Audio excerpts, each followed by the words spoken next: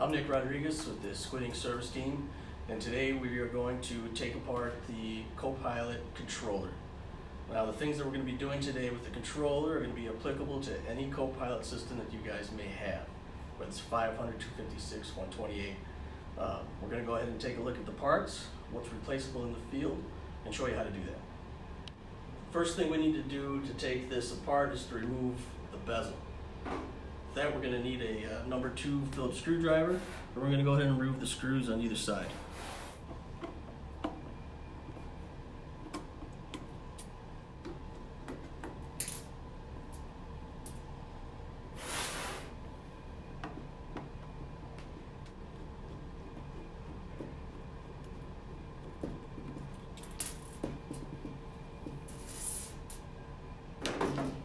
The bezel should just lift up and release. You'll notice that there's a little gasket here that helps protect the inside of the controller from any sort of outside dust or fluid. So now that we have the bezel removed, we can go ahead and take a look at what we've got inside.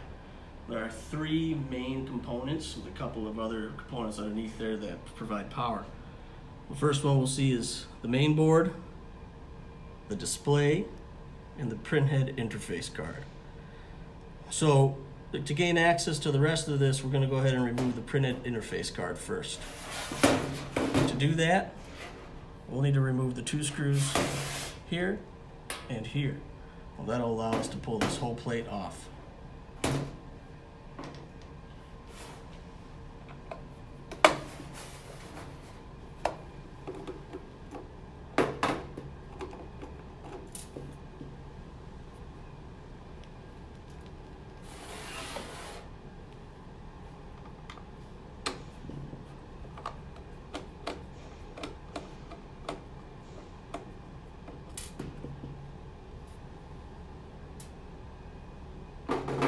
With our screws out, we can go ahead and remove our cables.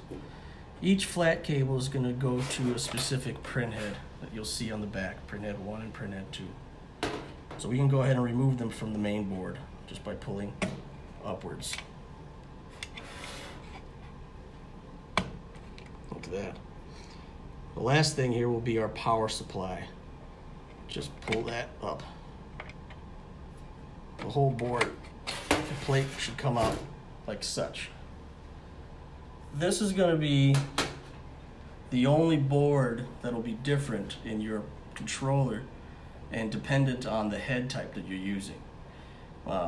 If you need help identifying the part, you can go ahead and reference the back of the user's guide. There's going to be an expanded diagram that shows the parts inside of the controller, and it should have the appropriate printhead interface board for your head.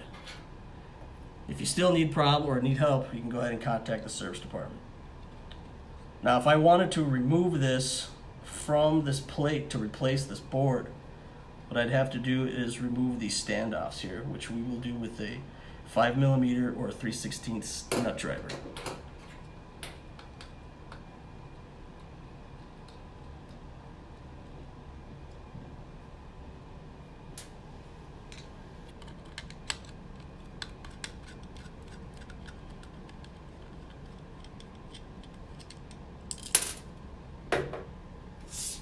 Those standoffs out of the way, I should be able to just pull the plate out of the way, and there's my board.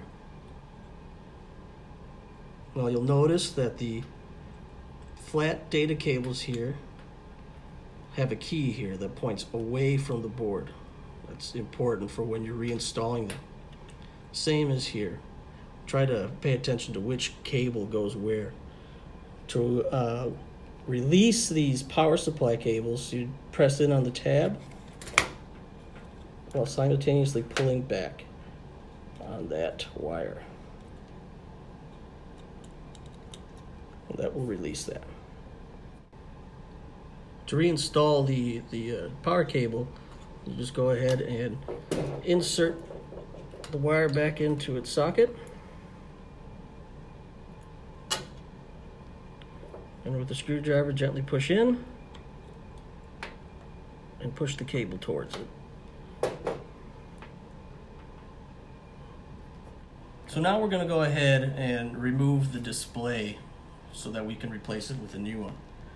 One of the things you'll see here, and one of the more fragile spots of the controller, is going to be right here, this little connector. In order to remove the ribbon cable, we have to unlock it. You'll see this black tab here. With the flathead, you can go ahead and lift up. The upward position is loose. When it's down, that is locked. So in order to remove, before you start yanking on the cable, we go ahead and lift up, and then we should be able to slide that cable backwards, just like that. One of the things you may notice with how it was sitting in is that the leads don't go all the way into the socket. That's normal. You go until it stops, and then you lock it in place. But we'll cover that when we do the installation. Another thing that's holding in the display is going to be some tabs that we have underneath it. Now, to loosen those tabs up, we go ahead and use a flathead and kind of just slide it underneath, and you will feel a slight pop, just like that. Now, you want to take care not to put too much torque or ramp upwards like that, as you may damage the display. So once we're loose, we can go ahead and lift up. And there you'll see our sticky tabs. And we're holding it in place here, here, and here. And our data cable. And so that's our display. And what we would do is clean these areas off and get it ready for a new display. So now that we have the display and the printhead interface card removed, we have access to our main board. Now, the main board in the CoPilot controller is going to be serial number specific, meaning that if you are going to replace a board in one of your controllers, we're going to need to know what serial number that controller is. That way, the proper programming for the board can be utilized, and it helps determine what the head type is as well. So, before we get to removing this, we need to remove the power supply connector in the back, which should just pull upwards, like so. Now that that's loose, we can go ahead and loosen up the 4 screws that are holding the board in place.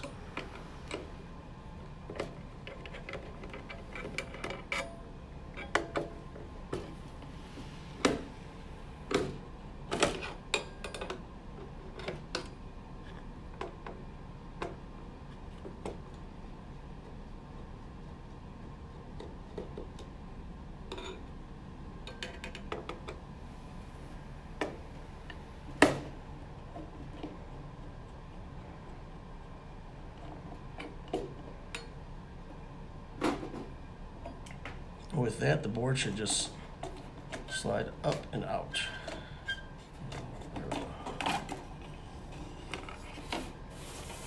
And there's our main board.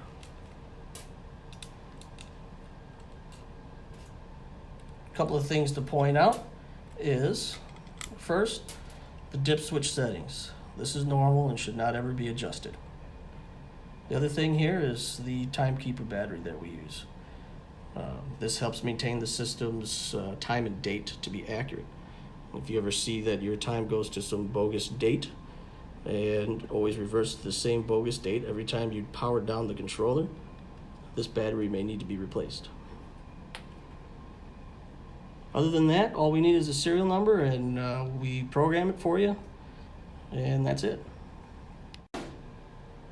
So the last few things to point out at the bottom of the controller is the main power supply, the AC switch, and the connector on the bottom here.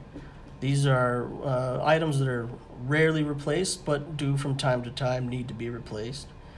The power supply itself is held down by 4 screws, and you would have to unplug this connector for the replacement, which just basically pushes in and pulls up.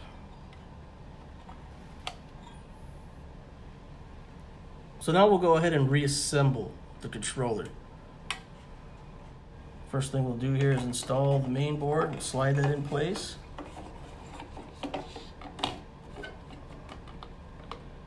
And you're looking for it to line up with the front as well, with the sockets that we have there. Once you get that lined up and in place, we'll go ahead and tighten up all the screws here.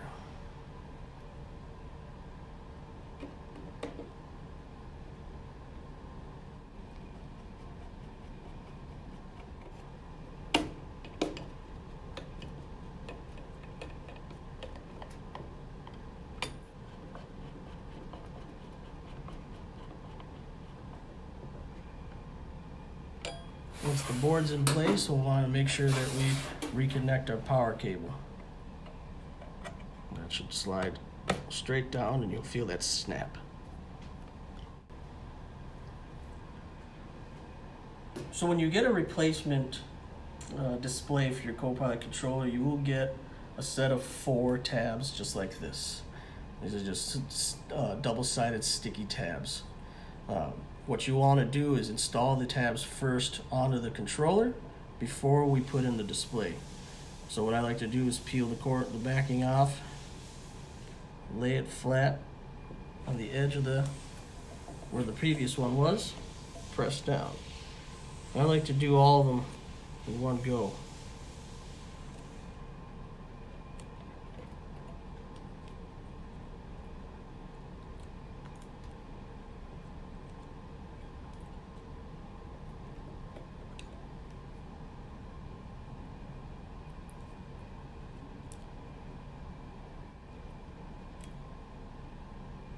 Once you have them in place, you can go ahead and remove that other side of the film that's there.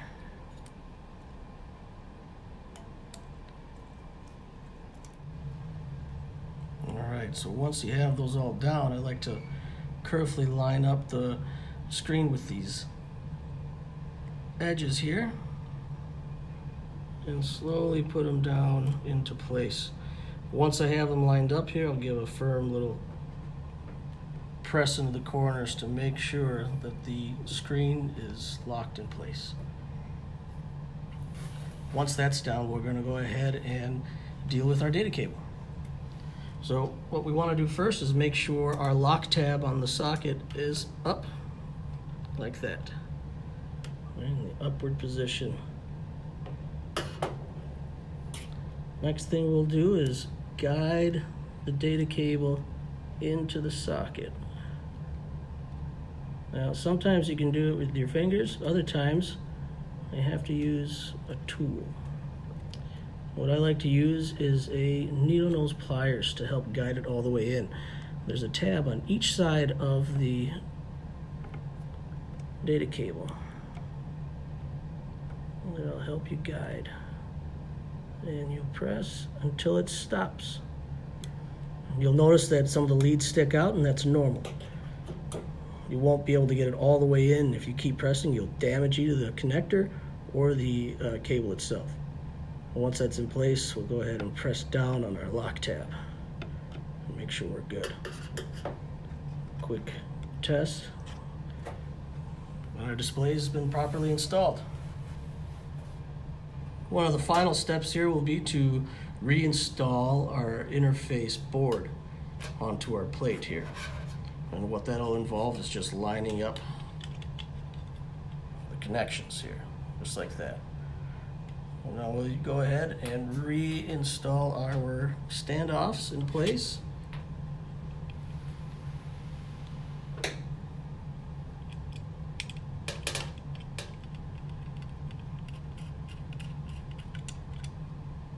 There's one.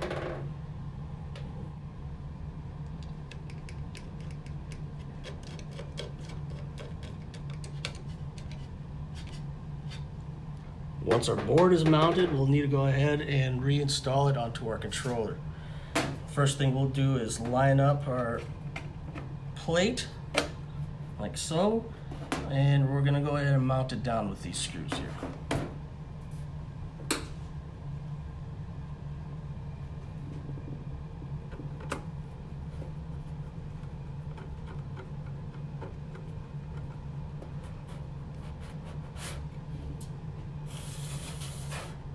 Same with the other side.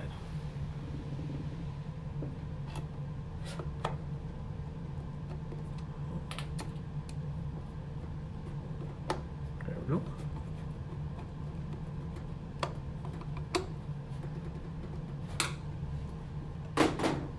Now, this is the important part about mounting this interface board back into place. You'll notice 2 ribbon cables, each lining up with the proper print head. You'll also see in here the ports. Okay, it should just line up so the one on the right goes to the one on the right, and the one on the left goes to the one on the left. So we'll take this one, and they are keyed. If we look at the connections there's a key to it. So we'll take that one and install it on that side. All right. We'll do the same with the other side with the only other available option right there. And for our power supply connection here, we can use either one of these connectors. I always like to go with the closest one.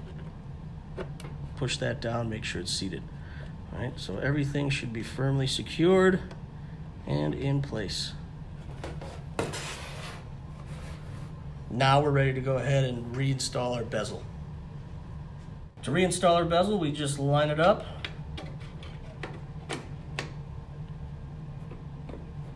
And gently depress down.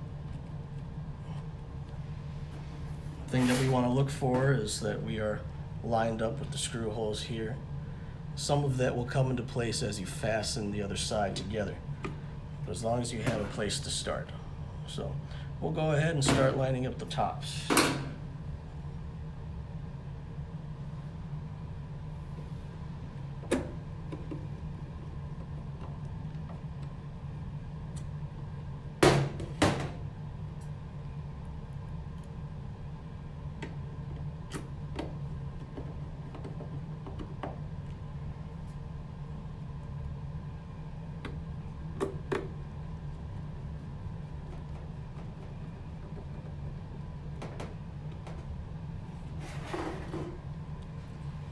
Screw here.